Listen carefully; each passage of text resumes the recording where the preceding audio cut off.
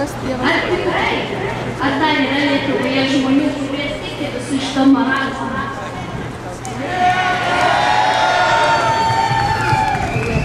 Taigi papasakosiu apie dabartinių valdančiųjų pergalės sekančiuose rinkimuose, siekiančių žmogystų, cinizmo, viršūnės subtilybės.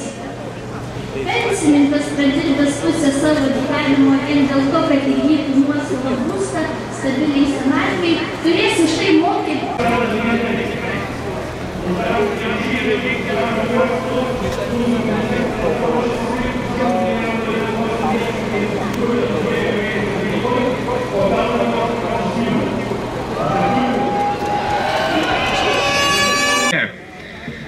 O iš tiesų, tai yra žmonės, kurie sėdi už širmos ir tuos žmonės Seime valdo ir tampa. Ir esate toji viltis, žmonės. Taip, pasiplokite patys savo, žmonės. Ir paimti Lietuvos valdymą į savo rankas.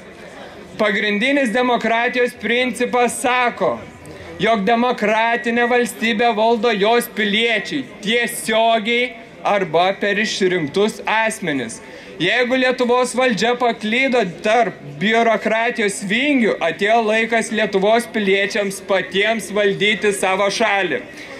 Kaip ir kalbėjau čia su vienu Seimūnu, jisai manęs klausė, tai ką, jeigu Seimo nebebus, tai kas valdys šalį? Taip, mes valdysim. Sako, ar kaip mes priimsim įstatymus, negi kas kartą rinksim referendumus. O kodėl ne? Kodėl mes negalim kas kartą dėl kiekvieno įstatymo rinkti referendumo? Šios metodikas nakeknygiai jau vejasi totalitarinėse šalyse vyraujančią, o lietuviška demokratija remiasi žmonių apgaudinėjimu, kilnojamojo turto mokesčio svarstymo laiką ir datą. Atsakingi piliečiai jiems, kaip minėjau, ne tik žalingas, bet ir nesuvokiamas reiškinys. Būtent neturėjimas atsakomybės valdžiuomeniai leidžia trypti Lietuvos Respublikos konstituciją ir elgtis su savo rinkėjais kaip su šunauja.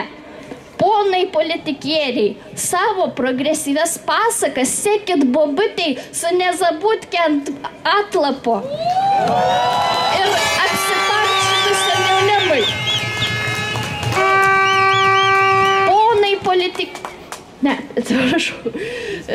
Taikoma beje visiems esantiems valdžioje ir besiveržiantiems prie aukso puodo vadinamo biudžetu. Kol socdemų lyderė piarinasi prieš rinkimus ir vadina nekilnojamo turto mokestį pasityčiojimu, tuo tarpu jos bendrapartiečiai balsuoja už šios kilpos nėrimo po tautos kaklu įtraukimą į darbotvarkę. Krūvos apsimelavusių pajacų, nenorinčių likti be šiltos kėdės, lenda iš vaivorykštinės daugumos pakampių.